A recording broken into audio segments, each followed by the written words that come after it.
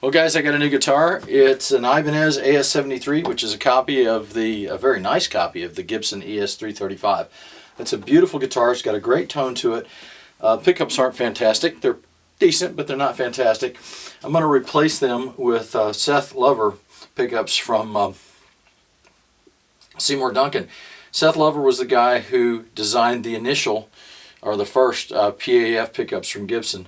So here we go. I've tied one end of my piece of wax nylon thread through a stick that's got a little hole drilled in it. It's actually just a piece of dowel I cut off in my shop. None of them are matched lengths or any. Some are short, some are long. Just a little scrap dowel we had from another project. Tied a good knot through that so I can't accidentally pull these through. And then I just put a loop in my wax nylon thread and put the one side of the loop through. Well, now I'm making it look hard. It looked really easy earlier when I did it the first time. Anyway, put one side of the loop through that, tighten that up, and it's attached. Now the reason I use this stick on the end like this is that when I pull the nut and washer off and slide them down the string, they don't slide off the end of the string. Other people have warned me to do this, so I'm going to put some painter's tape across here so I don't scratch up this inside surface. Although I really don't think that's that big a deal, because to tell you the truth, I can run my finger through there and it's pretty scratched up already. In fact, when I get done with doing this, I'm probably going to take an X-Acto knife and trim this a little bit and then run some wet and dry sandpaper on the inside of this F-hole, just because I like my instrument to be perfect. Here's a tip: if you get confused and you're pulling all these guts out about which one of these is which, obviously the ones with the capacitor on them are going to be the tone controls. The volume controls, all you need to do is flip your switch and plug your amplifier into your guitar down here and touch the pickup with a screwdriver.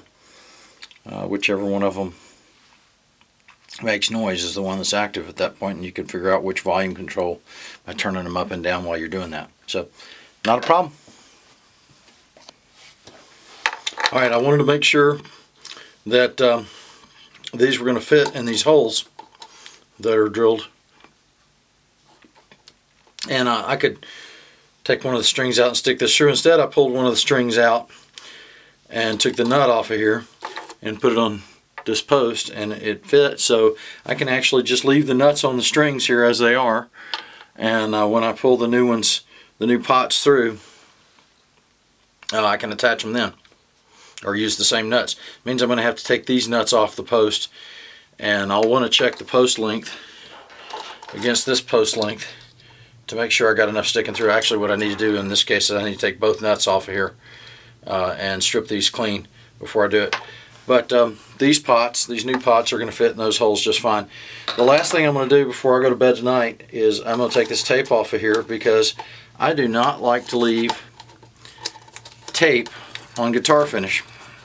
So I'm just going to peel it back and make sure that it's not touching any of the finish. It can sit on the plastic but not the finish. Alright, I decided that after taking a look at the wiring on this thing, that instead of reinventing the wheel, I was just going to replace a couple of components. I like the pots they had in here. I'd already marked mine as a bridge tone pot and a bridge volume pot, etc. What I did so far to this, and this is all I'm really going to do to this, I'm going to change this capacitor here. I haven't done that yet. This is a .033 microfarad capacitor, and I really want a 2.2 on here for the pickups that I'm replacing these with. But I also added a tone circuit in the volume, which is a tone bleed circuit. All it does is puts a resistor and 1 picofarad capacitor, I think it is, 0.001 microfarads in the chain in the volume. You can look that circuit up just about anywhere. Anyway, these are in parallel, and I just soldered that together, and then they had gobbed enough solder on these connections that all I had to do was touch it up there and just barely touch it with a 15-watt soldering iron, and they were in. I've already plugged this into an amplifier and tested it. The circuit works fine. The tone bleed circuits work wonderfully. No problem. If you know any really good choice curse words, you're probably going to utter them while you're working on this. Last night I started And I guess at about midnight I thought, oh, this is easy, because I'd taken about 15 minutes and I had already put in 2 of the pots and the 1/4 inch jack. And then on this one I got a wire turned underneath it. I had to take out half of it and redo it this morning because I finally figured out what was going on. But I got one of the wires twisted around inside, and it was getting between the body and the pot, and I couldn't pull the pot through, obviously. Anyway, that took another 2 hours. About 2 o'clock in the morning I quit, and then I came back down here just now, and in about 10 minutes I figured it out and got it all going again. But for that reason, next time I take one of these things apart, if I have any inclination at all to change the pots or any of that, I'm going to go ahead and do that, even though the truth is it looks like it's going to take hours to do the wiring on that, because you have to bundle, I wish I'd shown you a better shot of it, but you have to bundle it in pieces so that the wires can be spread out and they stay stiff and they don't drift in front of the sound hole and all that, the F-holes. And it's just a beauty thing, but I would really like to keep it pretty. So now I'm about to replace these pickups.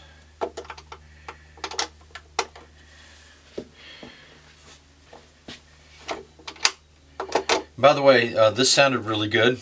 One of the things I noted when I had this all apart was that when I replaced the tone capacitors, was that Ibanez had put 0.033 tone capacitors, 0.033 microfarad capacitors on here instead of 2 2s or 4 7s. So they picked a middle ground, and it actually worked to keep it pretty growly and bluesy. Although with the 2 2s, all you really have to do is turn the tone. That's the tone. Turn the tone down a little bit. The tone circuits that I've put in here work just fine. So I'm watching this YouTube video the other day where the guy's doing this, and all I could think the whole time was, man, he's doing a terrible job. Look how messy that is. Look how sloppy that is. And now I find myself doing exactly the same thing that he did. So I'm really glad I watched the video, because I learned a few things. Probably the biggest one I learned is don't be so cocky about things. I thought I knew what I was doing, but his method that I thought was so sloppy was actually very good. Basically what I had to do was bring up as much wire as I could. I wanted to save a little of the pigtail from the original so we could actually reuse these. Didn't leave much, but I left enough that I can add some wire onto that. Brought up as much as I could through the hole, cut it off, and then clamped it off with a surgical clamp. It works. And hold it up through this piece of cardboard so I could work on it. And then I soldered the 2 wires together right here in the middle and put a slip piece of heat sink down over it. I already had it pre-slid onto this piece. And now I'm soldering a bridge piece, just a piece of pretend wire. Not pretend. I went ahead and soldered some solder into the copper wire, and I'm going to use that to bridge across the ground.